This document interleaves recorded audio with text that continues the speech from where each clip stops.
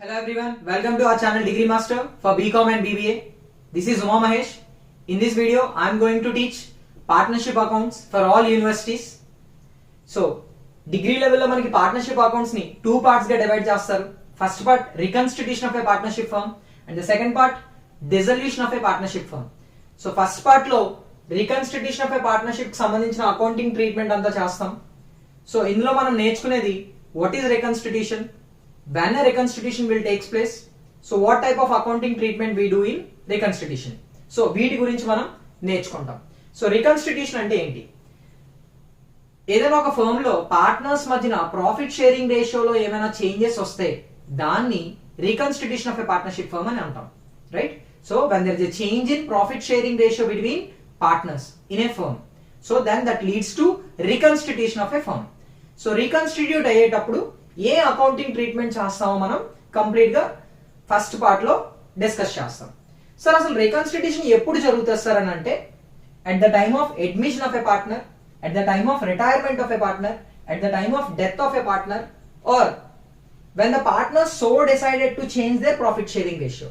Reconstitution అంటే partners profit sharing ratios లో changes రావడం. So for suppose A and B అని ఇద్దరు పార్ట్నర్స్ ఉన్నారు, వాళ్ళ రేషియో 2:1.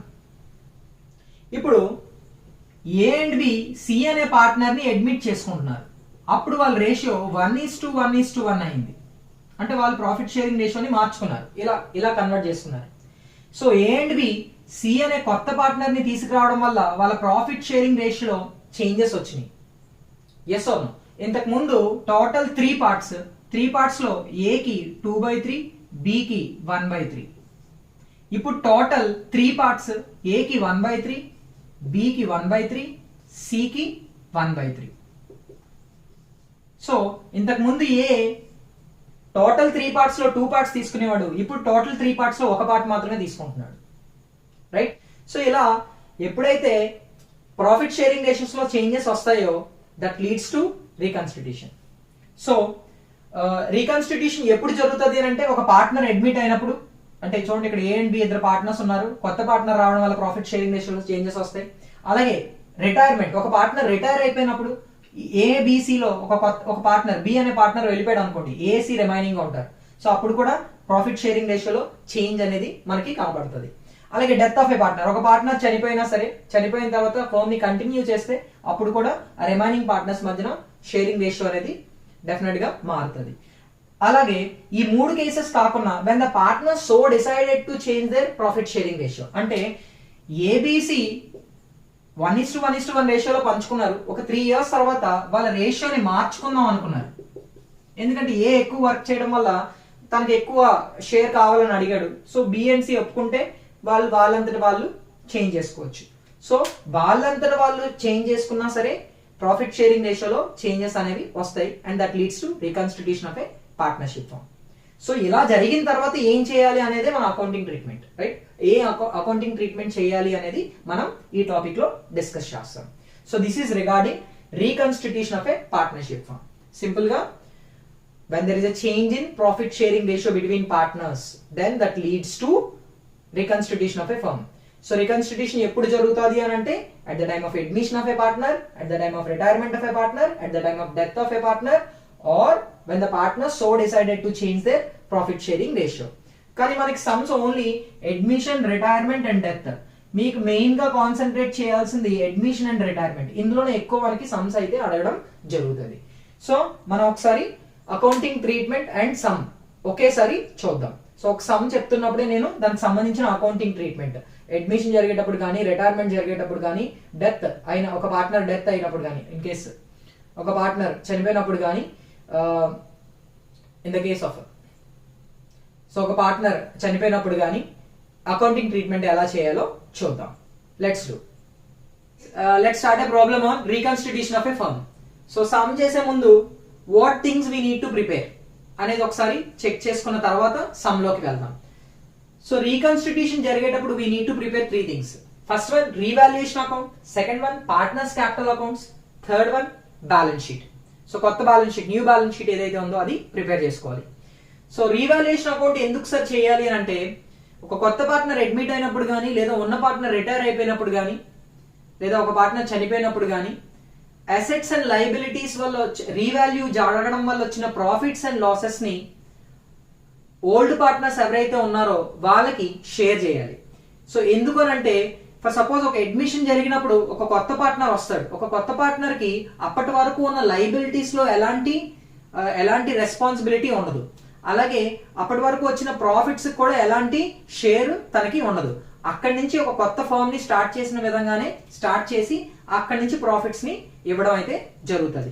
సో అందుకనే రీవాల్యుయేషన్ అకౌంట్ ప్రిపేర్ చేసేటప్పుడు అసెట్స్ అండ్ లయబిలిటీస్ రీవాల్యూ అయిన తర్వాత వచ్చిన ప్రాఫిట్స్ లో షేర్ ఓన్లీ ఓల్డ్ పార్ట్నర్స్ కి మాత్రమే మనం షేర్ చేస్తాం. న్యూ పార్ట్నర్ కి ఎలాంటి షేర్ వెళ్ళదు. అలాగే దాని వల్ల వచ్చిన లాస్ కూడా న్యూ పార్ట్నర్ తీసుకోడు and new partner is not liable for that loss. So ఈ పాయింట్ ని మనం రీవాల్యుయేషన్ అకౌంట్ ప్రిపేర్ చేసేటప్పుడు తెలుసుకోవాలి.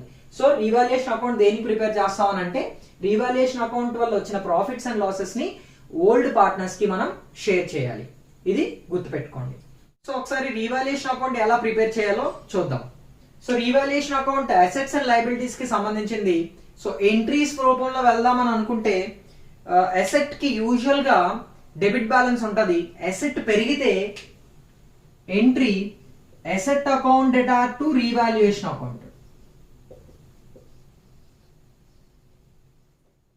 అసెట్ తగ్గితే entry revaluation account debit to asset account.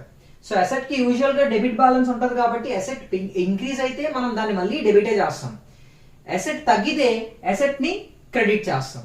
So this is the usual entry. Sir మాకు ఎంట్రీలు గుర్తు లేకపోతే మనకి ఈజీగా ఒక ప్రాసెస్ ఉంటది, అది గుర్తు పెట్టుకుంటే సరిపోతుంది. ఇన్ కేస్ మనకి క్వశ్చన్ లో అసెట్ ఇంక్రీజ్ అయిందని చెప్తే దాన్ని క్రెడిట్ సైడ్ రాసుకోండి. చూడండి, రీవాల్యుయేషన్ అకౌంట్ క్రెడిట్ లో ఉంది, క్రెడిట్ సైడ్ వెళ్ళి opposite account asset. So asset ని మనం పోస్ట్ చేస్తాం. సో ఇలా మనం ఈజీగా గుర్తు పెట్టుకోవచ్చు. సో అసెట్ ఇంక్రీజ్ అయితే క్రెడిట్ లో రాస్తాం, అసెట్ డిక్రీజ్ అయితే డెబిట్ లో రాస్తాం. సో అలాగే లయబిలిటీ కూడా మనం ఎంట్రీ రాసుకోవచ్చు. లయబిలిటీకి యూజువల్ గా క్రెడిట్ బ్యాలెన్స్ ఉంటది. సో లయబిలిటీ ఇంక్రీజ్ అయితే మళ్ళీ క్రెడిటే అవుతుంది. సో అప్పుడు ఎంట్రీ రీవాల్యుయేషన్ అకౌంట్ డేటా to liability account. A liability increase అవుతుందో ఆ లయబిలిటీని రాసుకుంటాం. సో మనం రీవాల్యుయేషన్ అకౌంట్ ప్రిపేర్ చేస్తాం కాబట్టి లయబిలిటీ ఇంక్రీజ్ అయితే opposite side. So revaluation account debit లో ఉంది కాబట్టి డెబిట్ సైడ్ వెళ్ళి ఆపోజిట్ అకౌంట్ లయబిలిటీ అకౌంట్ ని పోస్ట్ చేస్తాం.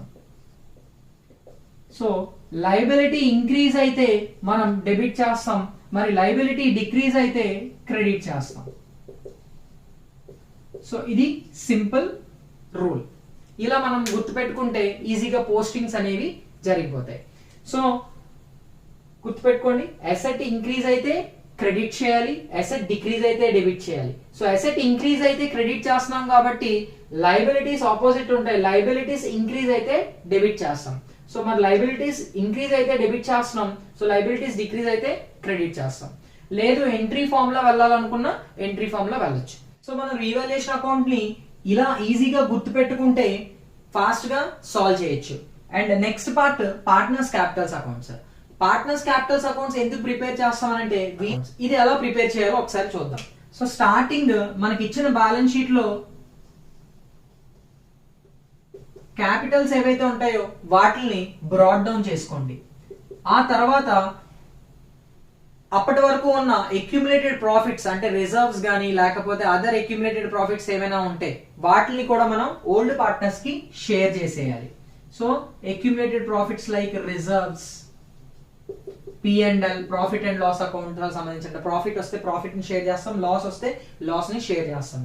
సో ఇలా అక్యుములేటెడ్ ప్రాఫిట్స్ ఏవైతే ఉంటాయో వాటిని షేర్ చేస్తాం.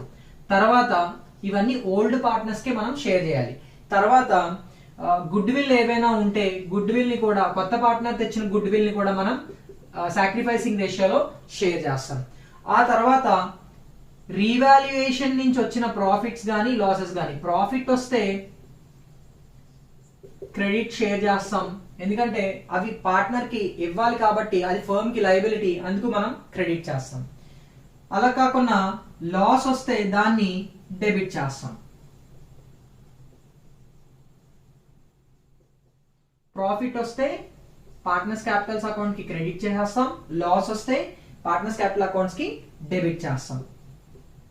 వాళ్ళ ఓల్డ్ రేషియోలో మనం యూజువల్ గా డెబిట్ చేస్తాం. రిజర్వ్స్ కూడా మనం ఓల్డ్ రేషియోలోనే చేస్తాం.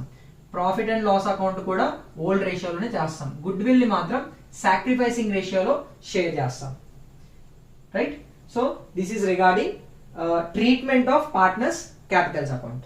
సో ఆ తర్వాత కొత్త పార్ట్నర్ ఏవైనా క్యాష్ తీసుకొస్తే ఆ క్యాష్ ని మనం కొత్త పార్ట్నర్ క్యాపిటల్ అకౌంట్ లో రాస్తాం. సో ఆ రిమైనింగ్ బ్యాలెన్సెస్ ఏవైతే ఉన్నాయో ప్రాఫిట్స్ అండ్ లాసెస్ తీసేసాగా అవి మనం బ్యాలెన్స్ క్యారీ డౌన్ కింద రాసుకుంటాం. Right? This is how we prepare partners capitals account. So partners capitals account prepare చేసేటప్పుడు స్టార్టింగ్ ఓపెనింగ్ బ్యాలెన్సెస్ ఏవైతే ఉంటాయో వాటిని బ్రాడ్ డౌన్ చేసుకుంటాం, బ్యాలెన్స్ షీట్ లో ఇస్తాడు. తర్వాత accumulated profits like reserves and P&L ఏవైనా ఉంటే వాటిని మనం ఓల్డ్ పార్ట్నర్స్ కి ఓల్డ్ రేషియోలో షేర్ చేస్తాం. తర్వాత గుడ్ విల్ ఏమైనా కొత్త పార్ట్నర్ గుడ్ విల్ తెస్తే ఆ గుడ్ విల్ ని కూడా మనం సాక్రిఫైసింగ్ రేషియోలో షేర్ చేస్తాం. అండ్ రీవాల్యుయేషన్ చేయడం వల్ల ప్రాఫిట్ వచ్చినా లాస్ వచ్చినా, ప్రాఫిట్ వస్తే మనం పార్ట్నర్స్ క్యాపిటల్ అకౌంట్స్ కి క్రెడిట్ చేస్తాం, లాస్ వస్తే పార్ట్నర్స్ క్యాపిటల్స్ అకౌంట్ కి డెబిట్ చేస్తాం. ఎందుకంటే వాళ్ళకున్న క్యాపిటల్ లో నుంచి అవి డిడక్ట్ చేసి రిమైనింగ్ గా వాళ్ళకి ఇస్తాం. లాస్ట్ లో మనం పార్ట్నర్స్ క్యాపిటల్స్ బ్యాలెన్సెస్ ఏవైతే ఉన్నాయో ఆ బ్యాలెన్సెస్ ని న్యూ బ్యాలెన్స్ షీట్ కి ఫార్వర్డ్ చేస్తాం. So third part new balance sheet prepare చేసేటప్పుడు రీవాల్యూడ్ వాల్యూస్ ఏవైతే ఉన్నాయో అసెట్స్ అండ్ లయబిలిటీస్ చేంజ్ అయిన వాల్యూస్ మాత్రమే మనం న్యూ బ్యాలెన్స్ షీట్ లో రాసుకోవాలి.